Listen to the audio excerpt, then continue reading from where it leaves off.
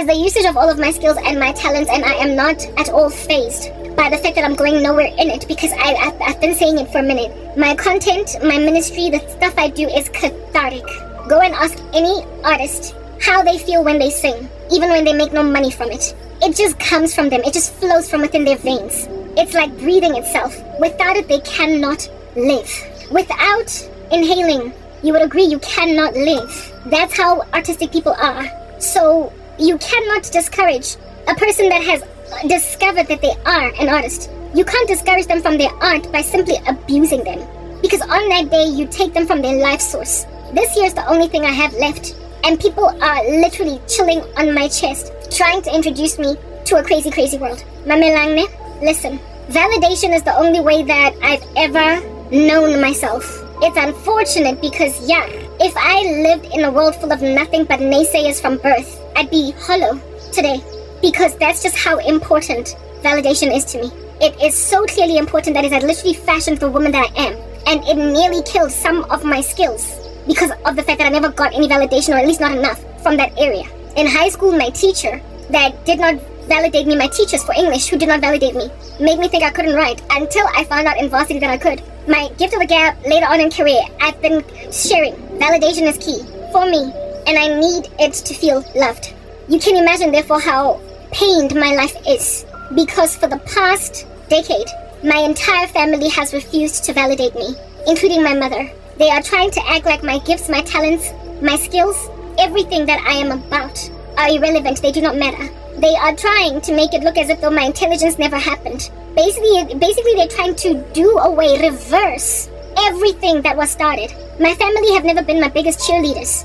And so therefore, today in 2025, nobody can discourage me using my family, because I've written them off as toxic and unhealthy for the maintained going concern that I am. Because it was never because of them that I came to learn that I'm smart. My teachers were the thing. It was never because of them that I came to learn that I'm beautiful. My peers were the thing. My cousin sure told me I could sing one time, and my mom also thought I could join pop star, so that's the one thing that they did validate. However, the world did invalidate me in that regard. So where my family was like, yay, go for it, the world, and so I didn't push it, and I'm glad that that didn't happen, because I could never have joined an artistic industry and become dependent on it materially, as in it be my career, and give my life to Christ without suffering some severity of loss. So it's good that nobody ever validated my creative talents until literally until when I was already a suit in corporate, okay?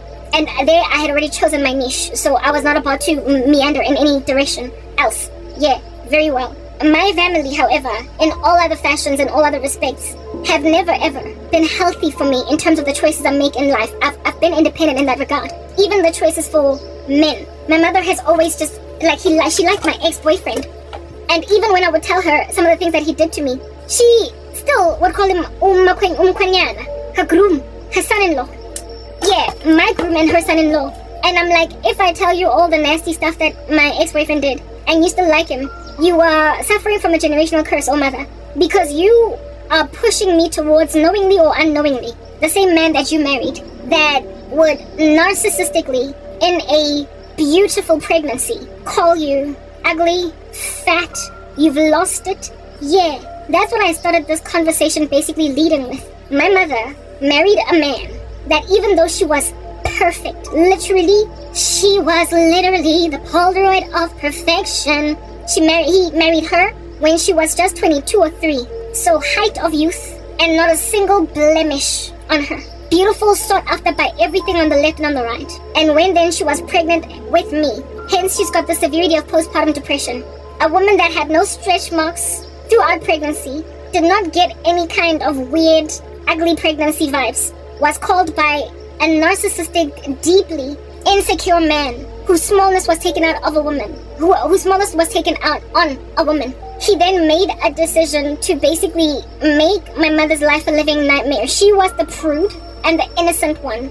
In the picture when they met, he was the philandering busybody. He then saw it fit to lord it over her and accuse a woman that he found sitting very neat at home, not about these streets, and called her a harlot and accused her of an affair, philandering, and that the baby in her stomach is not his, and that she's also fat and ugly. Like, get your act together. Why do you look like this? While she's wobbling around like a duck, cause she's heavily pregnant. As a result, the baby that came out, she didn't like it very much. It's called Carabo. Okay, with that being an issue then, understand that all that was projected on me because it was a spiritual issue. It came through the womb and afflicted me. And now I am presently being pursued by the very same thing that married my mom. And I have been made to despise it to a point of being a protagonist against it. Literally, my whole ministry is premised around avoiding a certain kind of man. To avoid Janus and Jambres. Men that rock up, and even though a woman has been sweeted by Jesus Christ with a slew, a plethora, a litany, give me the collective term, do you understand what I'm saying, of gifting. This dude will one by one pick away at it. The guy in America rocked up and made me stop working out, so he took away my fitness. He rocked up and tried to make me walk away from ministry, so he wanted to take even this away. He wanted to take care of me for everything, all of my mind that I use, that I am hoping to one day monetize, so that I can be independent. He was like, no, I'm gonna take care of you. He ripped everything away from me, my creative portal, which is my ministry, my YouTube channel, my audiovisual ministry, where I can post it at multiple places, on TikTok, on YouTube, on wherever. He used so much witchcraft, such a cornucopia of witchcraft, to block me from growing across all these channels. And this dude from America was just the first of what would be, yet again, in using collectives, a slew, a litany, a cornucopia, a colony of similar men that would just one after the other, after the other, after the other, after the other, after the other, pursue me in this similar regard over the course of 2.5 going on 3 years now. The guy in America was the first domino to tip. Ever since then, I have been getting knocked on the door, on my door, by men like these. Men who rock up in the life of a woman and undo everything that God did in her. Undo everything that her parents did in her.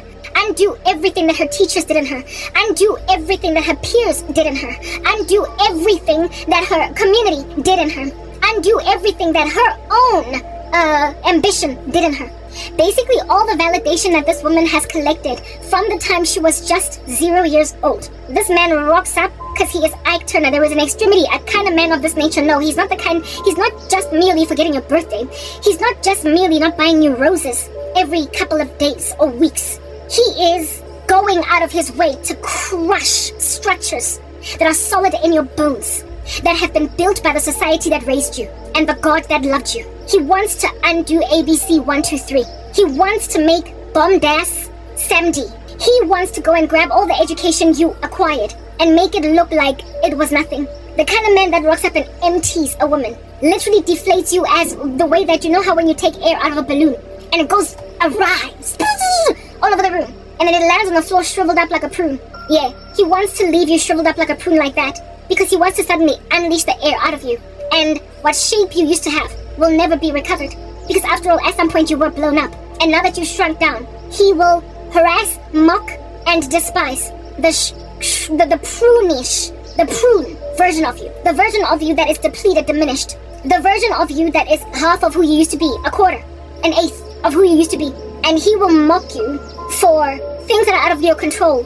Things like, you are pregnant, so you're going to gain a little bit of weight. And so he's going to harass you for being fat when you're pregnant. Harass you for getting dichubaba or being blemished, or certain parts of your face getting darkened because of the pigmentation thanks to hormones that come as a result of the pregnancy. Say of your stomach, because you've got stretch marks that, goodness, those look ugly. You look like a zebra. Or is it a leopard or a cheetah, the one that has stripes? He will say, yes, like, look at your fat. When are you ever going to start taking care of yourself? Look at your feet, they're so fat. Are you sure you're going to bounce back from that? After you give birth to the baby, it just looks so irrecoverable. What's wrong with you? And then go on right ahead after you've given birth to that same baby and dote over it, making you therefore covet or envy or be jealous over your own baby. Because the affection that you wanted from him, he's now pouring out on a baby that he mocked you throughout the whole season of carrying. My dad even went so far as to deny that I was his, until I came out looking like him. I started out speaking about colorism in the black community.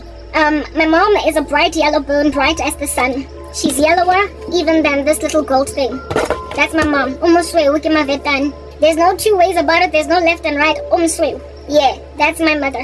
My dad, on the other hand, I have a late brother who passed away, unfortunately. He was so dark. Like, my brother was like almost like this. Remember I told you guys about Nikki Thought? My brother was likely even darker than Nikki. He was extremely dark. However, my brother's mom, he was my half brother from a second marriage that my dad entered into, my dad preferred them like that. Yellow, yellow, yellow. My late brother's biological mom is yellow like this, just like my mom. So my dad liked himself yellow bone girls. So he married yet another yellow bone after my mom. It's just that this time around she was slightly shorter. Not slightly, she was just short. Whereas my mom is tall.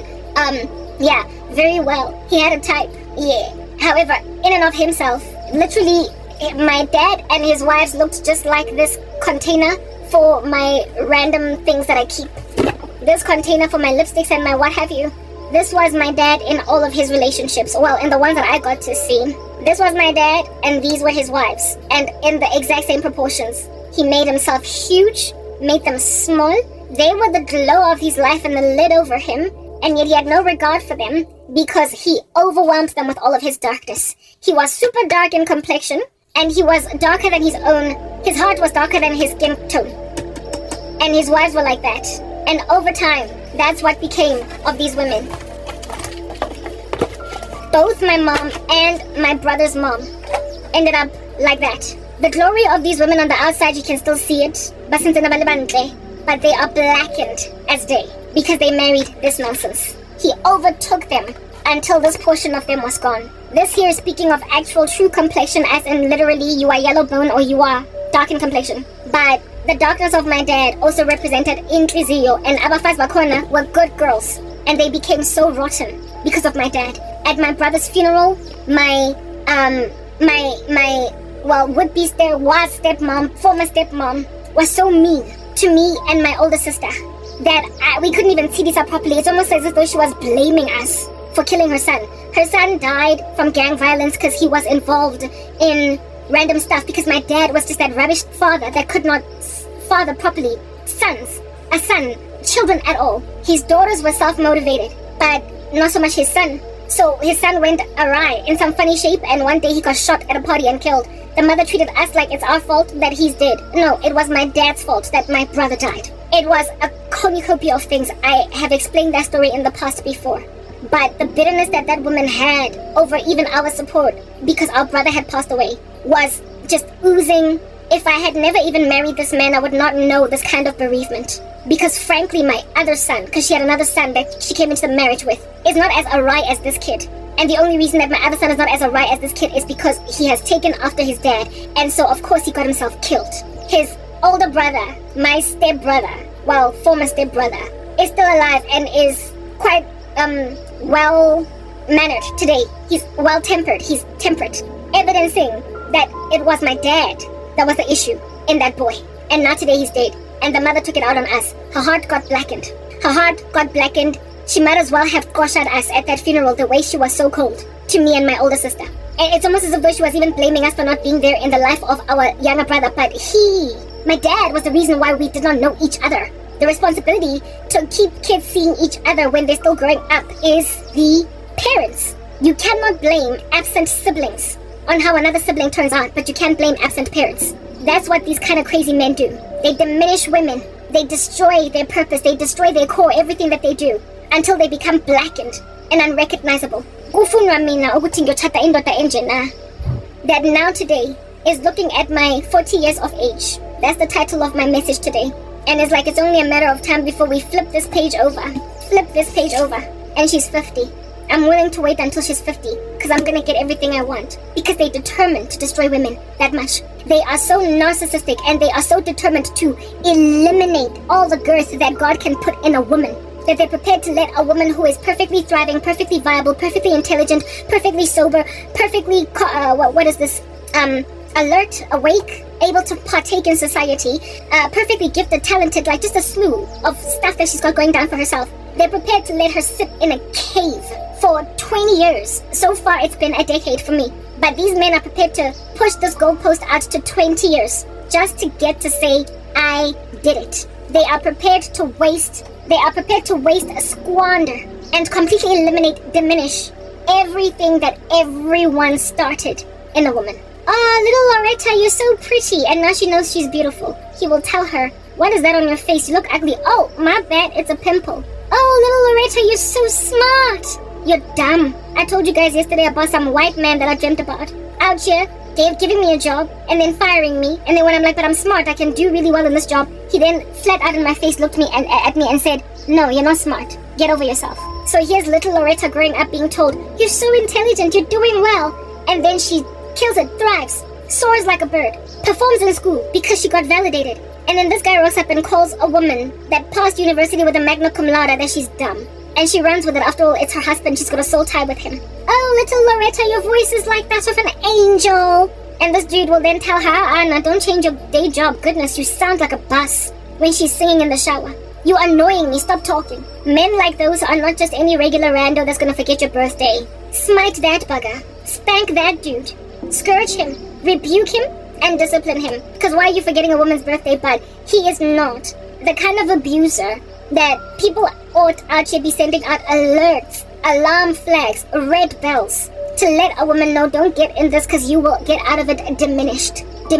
When I let a certain kind of beast in a man that exists out there. And like I said, it's not merely forgetting birthdays, and it's not merely not buying flowers on time. It is a deliberate attempt to destroy a woman. They are called misogynistic, they are chauvinistic, and they harbor horrible sentiment, and they will withhold from a woman validation, love, and affirmation, like they are withholding sweets from a child to eradicate cavities. They feel like you need that kind of dentist. They feel like you need to be put in your place. They will literally come in the life of a beautiful woman and insist that she come down from her high horse, to not believe in her glory as much anymore, because it is apparently their prerogative to humble her, to subdue her to what she ought rather see herself as. They see themselves as the corrector of her pomp.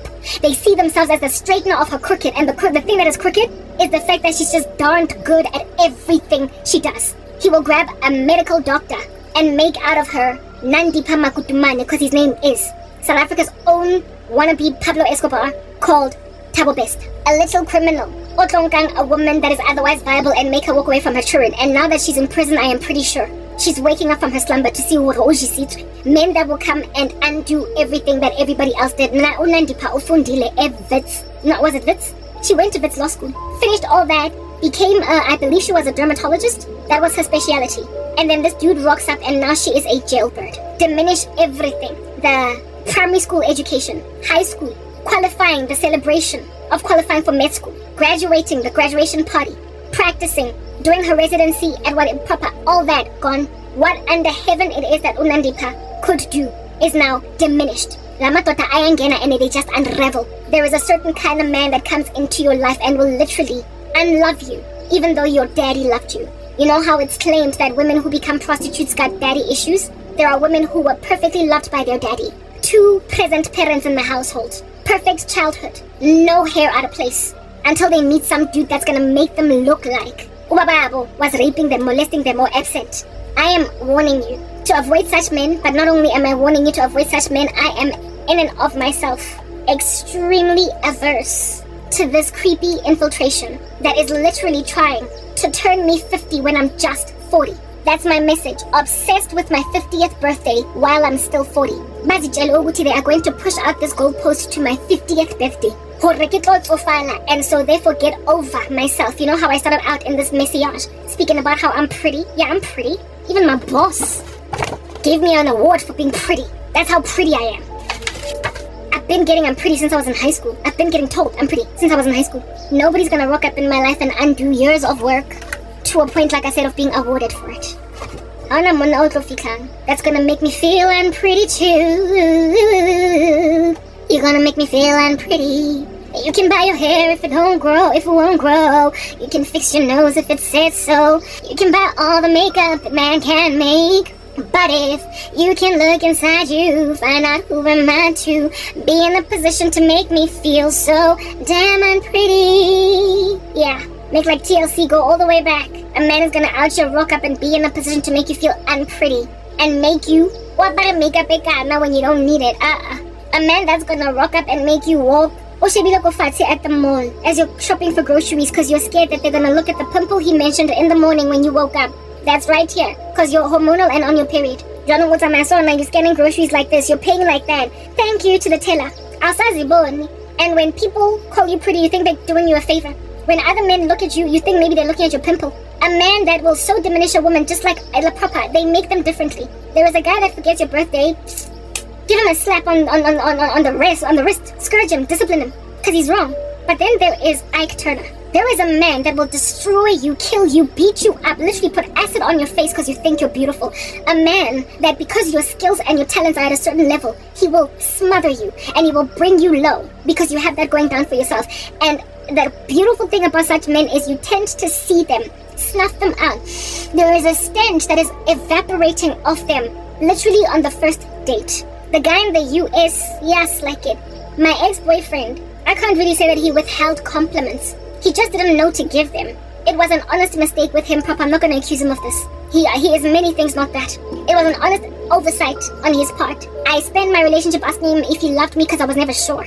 I was just always like, Wang, do you love me? Do you love me? Why? Why do you love me? Well, what do you love about me? Because he never validated me. And that's why I was always pete because I didn't feel loved. But like I said, it was an oversight. It was an honest mistake. He was not trying to bring me low. That dude in the US, first of all, he said that I have a big head, speaking about my forehead. And then when I thought that he was speaking about arrogance, he was like, the fact that you even said that evidences that you probably also know that you're kind of arrogant. This dude, like proper, would bring me, like he ghosted me.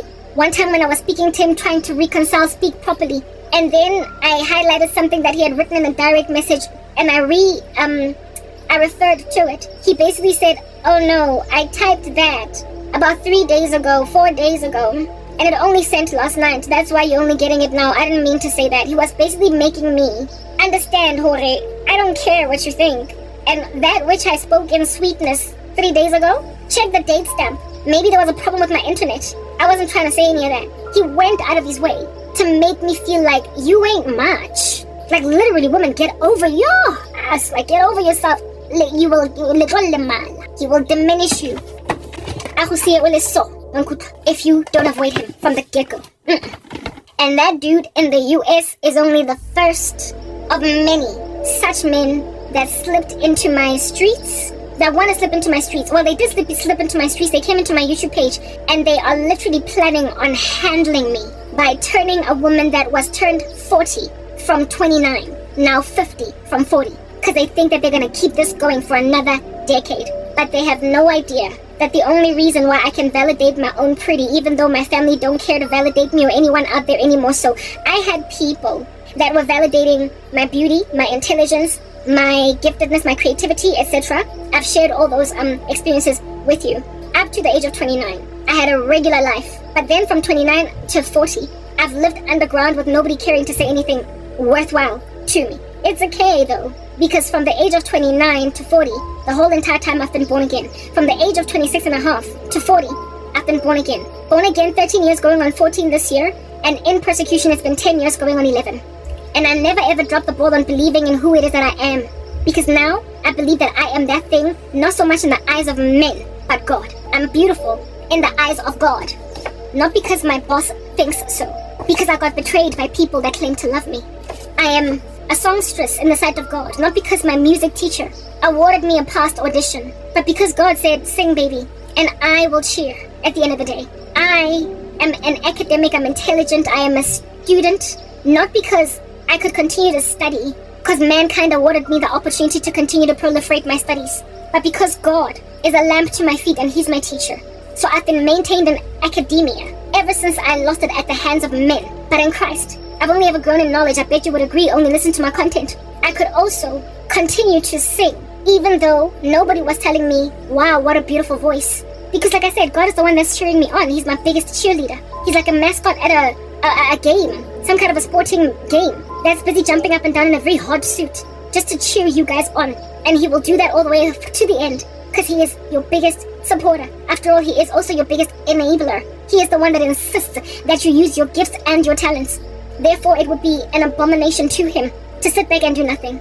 And you see, God is the creator of human beings. God is the creator of all things. He is the creator of the human race. Therefore, if God be for you, who can be against you? And if God supports you, it doesn't matter if no one else does. For He is the original. He is the Alpha, the Omega, the beginning and the end. If God believes you can sing, He doesn't believe that because He's just an overzealous mother that lets a child of Bimbang go to audition for pop stars or for South Africa's Got Talent. No, he is the one who gives the pipes. The Lord is the one that gives you the gift of the gab, the gift to write, the gift to create, to paint. And so when he says you're good at it, understand you are good at it. And ever since coming to Christ, I've been told I'm good at stuff I never even would have experimented on. And today, the world is trying to tell me you're no good because I've got binary code on my channel, because nobody's watching my content, because I'm going nowhere. But guess what God does? He gives me dreams, he gives me visions. There is this wonderful young man that I like watching the content of on YouTube. He bakes, he makes little desserts that are very, very creative, very architecturally neat. I adore, I forget, yesterday, today I looked at his name and I told myself I was going to come back and recite it, but then I forgot it. Argyle something, a really talented young man from the US that studied, however, I believe in Romania, right? His craft, and he builds these elaborate designs using chocolate, okay? And today when I was planning to make or build my thumbnail for my YouTube video that I'm going to post, the Lord showed me being that guy at the end of his project and making his wonderful works with chocolate. His stuff is so excellent and it's got so very many views. He's got a big, huge ministry, not ministry, but channel, and I can understand why. And today the Lord showed me that when you are panel beating your thumbnails, you are like that young man when he is panel beating chocolate. You are good at what you do. People might try to make you feel like you ain't jack, but understand, if I'm comparing you to that young man who makes wonderful works with chocolate, it means you are that good. But in terms of your ministry, you have got high quality content. Garab. Do not let binary code ones and zeros deter you, because they're trying to slide into your life. They're trying to slip into your ecosystem by making you feel like osinyanako. But for the past over a decade that you've been suffering, you've never even once believed that you're not worthwhile, because you've made observations this entire time that you are good. Not only in your own capacity, but the validations that you gained in the past, you realize you don't need them from men anymore. People will make you not come back to audition next year because they gave you a bad comment or whatever. And they also didn't pursue you well into your self-pity. But God will pursue you even into your self-pity. He is that God. So understand, seeing as I've got a father that loves me, I'm not going to end up looking like I've got daddy issues. Even though I may have had true biological daddy issues, I don't have them spiritually. And since God trumps human beings, I am not the kind of chick that ends up a prostitute or ends up marrying some wife-beating dude because I did not have a good example in my father. I have a father. He is God, the Father. And according to the scriptures, I can't be plucked out of his hand, neither the hand of the son. I am engrafted into the vine. I'm not going anywhere. And my dad just so happens to think I'm an excellent creator. My father just so happens to think that I am so gifted that I am on par, at the level of a connoisseur, somewhat of an aficionado of chocolate, like that young gentleman is. But instead of chocolate, when it comes to things of God, I am able to drill points home, knock the ball out the park, essentially overwhelm structures that are trying to naysay me because I'm that good. So trying to turn me 50. You see, people were trying to turn me 40 to make me feel like get over yourself. And look at me at 40. And they are not trying to push that goalpost out at 50. It says I've been preserved so exquisitely that they realize that 40 is not enough. When I was 35, they said 40. And now that I'm 40, now they're saying 50. I'm not cracking. And you think, Uguti, all this lack of cracking has something to do with the fact that I'm using a lot of kojic acid on my face? No. This lack of cracking is because God has preserved me. Now, in terms of my skin tone, I am not a yellow bone, but I am also not dark like my brother.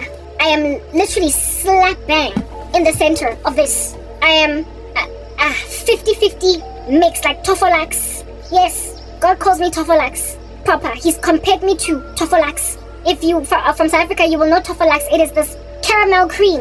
It is this caramel candy, sweetie. It's caramel. It's caramel. Tofolax is a caramel sweetie. I don't know, do they still sell it? I have not seen Tofolax, guys, at the stores. Did they discontinue it like they did with Tempo? The audacity. Anyway, but back in the day when I was on the come up, there was the sweetie that we used to love eating in the Gasi called Tofolax, and I love sweets, so every so often I peruse the aisles of sweets in stores, and I have not seen Tofolax in a minute. So I don't know if it still exists, but Tofolax is this caramel candy that is somewhere in the middle of chocolate. No, sorry, the color of it is somewhere in the middle of literally chocolate and vanilla. I am somewhere in the middle of chocolate and vanilla. I'm just a mix, like just a half-half. In waking life, I am slightly darker in complexion perhaps than like Gabrielle Union. Yeah, like slightly darker, like maybe a shade or 2 shades darker than Gabrielle Union. I'm brown. I am not chocolate. I'm chocolate. I grew up calling myself chocolate, but I'm not Nikki Thought, but I'm also not. I mean, no, Pearl Tusi is an extreme example. Give me some other, because Pearl Tusi is like colored, basically. Give me some black girl oiling yellow bone man that out there, you know, is I'm like Nomza. I'm not Nomza Mombata, but I'm also not Nikki Thought. I'm somewhere in the middle of the 2 women. That's me. Yeah, I think that's the right example. Or Bweti Tulo or Minentle Zamini. They are yellow bones. And then there's the woman that everybody hated for joining Miss South Africa because she was from Nigeria. What was her name? Chidinma or whatever. Take Chidinma and Bweti Tulo and then just put them in a pot and mix them. You'll get my complexion. But because of Taboriki Mama having a dark and light, when lighting shines on my skin when I'm busy recording, I look like a yellow bone. I tend towards looking like I look like I'm light. I'm dark. I've been known, and when I was in school, walking in the sun, so I tended closer in my complexion towards my dad's complexion. Because I was always getting burned, by the sun. But when I started working in corporate South Africa, my skin basically bounced back to what I am all over my body. Like, you know, when people go to the beach and they tan and they've got a different skin tone on their chest versus they've got tan lines. Yeah, well, essentially the tan lines bounced, the body recovered, my whole body, because of the life I live, has recovered to the tan line complexion. So I am lighter than what I used to be when I was in school, because I was always in the sun, on campus, up and down, running. But I'm also not my mother's complexion. I will never be a yellow bone. I will literally, my younger sister is lighter than me, because she tends closer towards my mom, and even she had a dark dad, but her complexion is lighter than mine, however darker than my mom's. Lena Omomaharing, she's in that gradient of caramel. I'm also gradient of all of us. My older sister too, gradient of caramel, like just Momaharing somewhere. And my older sister is also lighter than me, by maybe like a shade or 2. But she grew up being called dark because she was not a yellow bone. There is a category of black woman, man, or black man, black person, that's neither light nor dark, and that's how I am. I'm Ketofalax, I'm in the middle, somewhere, okay? That's my skin tone, but it was nonetheless sufficient, this skin tone of mine, to deter my ex-boyfriend from marrying me, and to cause people to say you're pretty for a dark-skinned girl, like random rubbish like that. It was enough to get a dude at MTN saying of me, Umuntle Jwang, Marao type yaka. And it never ever fazed me. I didn't care because I had enough validation everywhere else to realize that little jerks all over the room really ought not be given a platform to speak. And if they do get one, unfortunately, because some irresponsible person gave it to them, do not listen to them. They're happy for the day because they were given a mic, but seeing as they're jerks, don't listen. I was mature enough to eradicate snide remarks about my dark skin from guys who were so colorist that they wanted a woman that's basically a white lady. I was able to just bounce back from their crazy. Just in the same way I bounced back from my ex who kept on saying black and yellow, black and yellow, black and yellow to him and I. He was like my baby sister. Not quite yellow bone, but also not dark, but lighter than me. And then he looked at my darker shade of skin and was like, but I want a woman almost sweu or bright. You, on the other hand, keep busy guy now it's ala. Mutukimo umo maratong de motu that he doesn't want to be in love with. It's a good thing that relationship was good riddance. I'm glad my ex dragged his feet based on my skin tone, because now I'm leaving the black community. Like proper. It's because of stuff like this, and it's because people are out here trying to turn me 50. I'm already 40, and I had a dream of some man literally priding himself in not only turning me 50, but the Lord showing me how my relationship with him would be. It's not the guy from America. It is some other idiot, a black man, that the Lord showed me. Haka khubona in real life. Because he thinks you're yellow. He thinks almost because of your videos. He thinks you are a yellow bone. If you were to see your true complexion, he would perpetually ravage you with the same commentary of that silly idiot at MTN that while we were having a discussion over lunch, stopped everybody's conversation to tell me Gimontre, but I'm not his type. He would say of me, you look different from your videos. You're still pretty, but you're not as light as I thought you were. I'm sorry My beauty, you idiot, is clearly not dependent upon my skin tone. Because, according to my former boss, she's creative and can make a meeting request sound lyrical. She has looks to rival the talented songstress and has stepped back and stepped up to pursue her career and education. Yeah, my former boss, who was a yellow bone in and of herself, happened to think I was so beautiful that I was worthy of being awarded for it at an end of the year awards ceremony in a corporate. No, not Miss MTN, not Miss South Africa, where indeed it is necessary to reward somebody for being beautiful, but it was a corporate job and I was awarded for being beautiful. That's how pretty I am, with or without YouTube making me look like a yellow bone, okay? I once had a boss give me an appraisal, an Indian man, another boss next to this one. And in my appraisal, he was like, you're doing well here, however, I have issues with you. You're like a volcano on the one end, on the other end, you're like a still quiet lake. You're too ambivalent, you need to stabilize yourself, but you have a lot going for yourself. You've got a beautiful face and a beautiful physique. He properly said that. In my appraisal, I was like, what does that have to do with my KPIs? What does that have to do with my health checks? My audit checks? What does that have to do with umsebenzi wami? He decided to just throw that in there. In my appraisal, Uguti, I've got a beautiful face and a beautiful physique. Literally in an appraisal. Essentially, I've got what they call pretty privilege. So that beautiful face and beautiful physique literally was material in my appraisal score, to a point of it being mentioned. So, let me just put this out there. Kiladag dindi or a caramel dindi, I'm something there in the middle. And YouTube does make me look lighter. So if a person were to see me on the street, they'd be like, she's slightly darker in shade and complexion than what she looks like in her videos. But understand, nobody would ever say, hey, Umobi. Because like I said, I even got appraised once upon a time. Based on my beauty, no. Not at a pageant. Not at a pageant. But in a regular 9-to-5, dull, paper-pushing job. That's who I am. So, I'm not going to throw myself in a situation where a guy is going to take it upon himself within his prerogative to essentially still the waters of everybody's ravings about me. A man that is going to go and grab a beauty queen and tell her everybody has told you you're beautiful. I don't need to do that. I'm sorry. You're my husband, right? It's your job. And if you don't do that, then I guess you're not my husband. There's no man that's going to rock up here and put me in my place. If I can get bosses that out here literally be giving me awards for being pretty, and another one that out here is ramping up my appraisal score because I'm pretty, I'm not about to go and marry a man that's not going to see that value in me. I'm sorry. I gain validation from words of affirmation, and I also feel hated from a lack thereof. So I give a chance to anybody that not only wants to move me over to the age of 50 so I can finally crack a fine line and a wrinkle, but also an individual that out here is going to be disquieted or displeased or phased in some way, manner, form, or fashion by Tabaoren.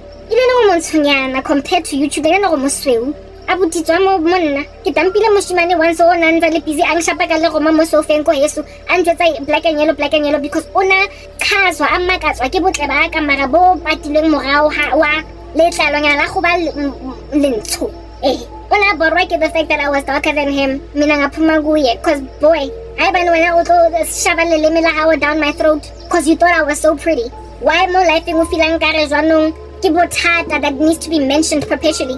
I'm darker than you. Colorism is a whole thing in the black community, and I don't have time for it. Because I'm beautiful, and I literally do not believe anything different. Nobody's gonna give me body dysmorphic disorder. I've already suffered for years.